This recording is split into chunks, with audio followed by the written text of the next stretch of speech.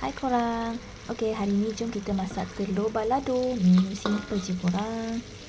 Okey, bahan-bahan ni macam biasa kita goreng dulu sampai dia layu. Bahan-bahan ni ada dekat caption video, so korang baca kat situ je lah. So hari ni kita akan buat version telur rebus balado. So kita rebuslah telur. Dan inilah hasil dia selepas kita goreng bahan-bahan tadi. Selepas tu kita blend kasar.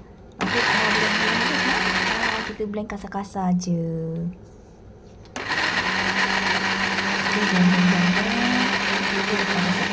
Kita tumis dalam kuali. Okey, kita tumis sampailah dia pecah minyak, sampai warna dia dah cantik. Kita tumis minyak. Tengok, warna dia cantik korang.